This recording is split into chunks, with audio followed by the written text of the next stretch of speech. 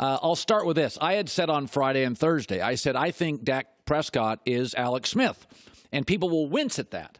8 straight winning seasons, 3 Pro Bowls, 5 division titles.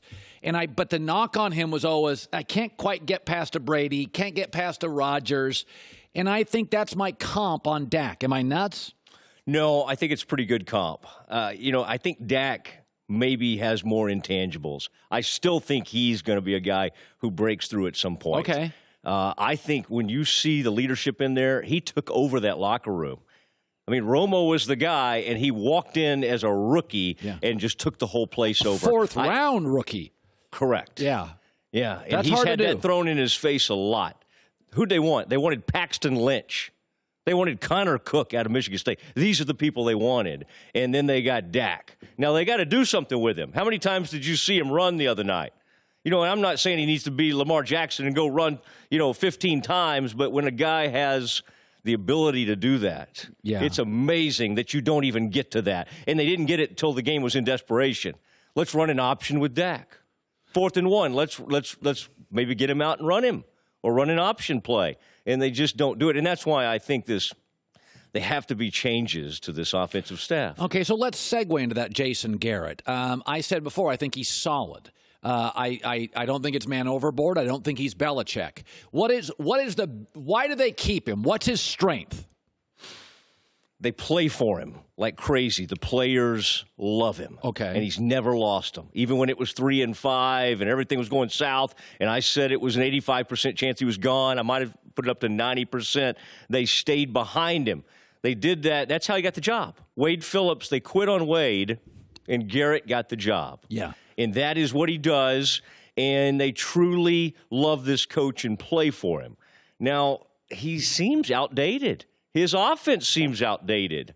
When you talk about him, you think of names like Zampese. You remember Ernie Zampese. I mean, you have to go back, 20, 30 years. And so some of the things he's still doing sort of goes back too far. Yeah.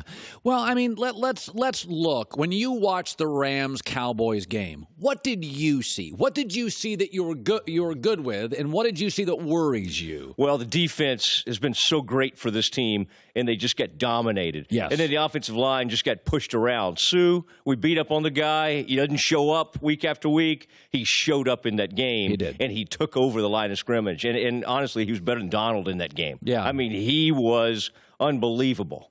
Yeah. So there are a lot of things to look at. I mean, the offensive line's going to get back to what it was. But that defense, that was their calling card. Yeah. They got killed by Indianapolis. Marlon Mack rushed for over 100 yards on them. And the other night, 200-yard rushers.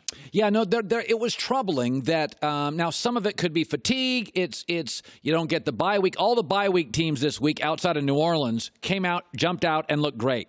I guess my takeaway on the future of the Cowboys is there have been these people would submit that Jerry's older and he doesn't want change, is that he doesn't want to go out and get a Cliff Kingsbury or a Sean McVay, that Jerry is now nearing 80, business is booming, he's been through a lot of wars here, and he kind of likes the stability. Do you buy the argument that Jerry's age now, he just doesn't at his age want to start over with a coach? No, I think he would do it if the fans started to turn on him. But he loves Garrett.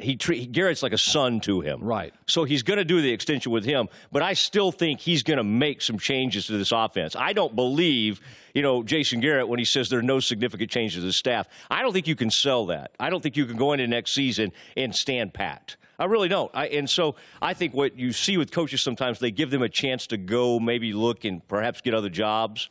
I think something has to change. I think Jerry knows that. And I think Jerry, this Jason Garrett thing, he was ready to fire him.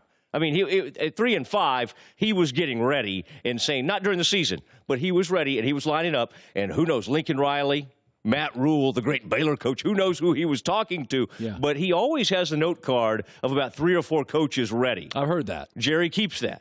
He doesn't ever use it doesn't seem like. Used to use it a lot. But he does have it. No. He still talks about he fired Chan Gailey too quickly in his mind. Chan Gailey, you remember, not like the Chan Gailey era just lit everything on fire.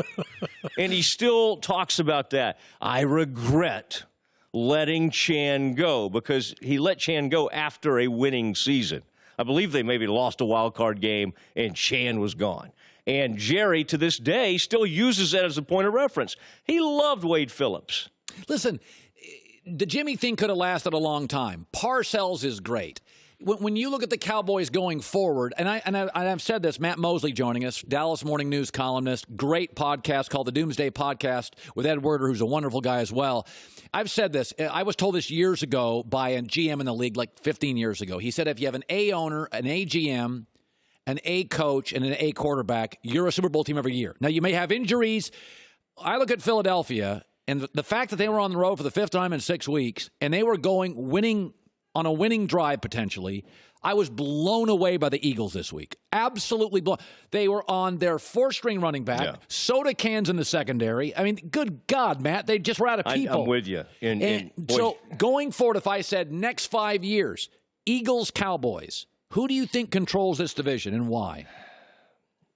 Boy, Peterson, to me, I love how he leads. And did you see him go over and hug that wide receiver? I mean, that was, you don't always see that. And I like how he responded. So if it's Peterson versus Garrett, I've got to lean towards Peterson. Yeah. Now, if Jerry makes a change at some point, there are some things that are in place for the Cowboys. Amari Cooper, I mean, that was a great trade. It lit the thing on fire. Linebackers. But the reason they went into the season with like a bunch of 5'9", 5'10" wide receivers who could not get open, somebody's got to be blamed for that. I heard somebody today saying Stephen Jones is just incredible. Why? I mean, somebody has to be blamed for going into a season with no firepower on offense. And that's what they did. Cole Beasley was their number one wide receiver. No, you're right. I would ask all the personnel people, who's your number one right now? Cole Beasley. I love Cole Beasley. He's a really nice player. Can you imagine what he'd be for the Patriots? I mean, like if they put Cole Beasley in there, it'd just be like, okay, here's Wes Welker Jr., and we'll just run off and But by and large, Cole's a 3. He's a 3. Yes. Now, and he was their number one wide receiver going into this season. No, so somebody's got to get blamed for the Cowboys. Now they want to celebrate, we made the greatest trade. We fleeced Oakland. Let's laugh at Oakland. Yeah. Somebody's got to, I mean, you went into a season, and it took getting to, I think they were 3-5 after they got Amari. Yeah. I mean, so somebody's got to get blamed for that. Okay, and finally, they obviously need I would draft a tight end. That is an obvious draft acquisition to look for. Do you think there are any big personnel moves with the Cowboys going forward, Matt?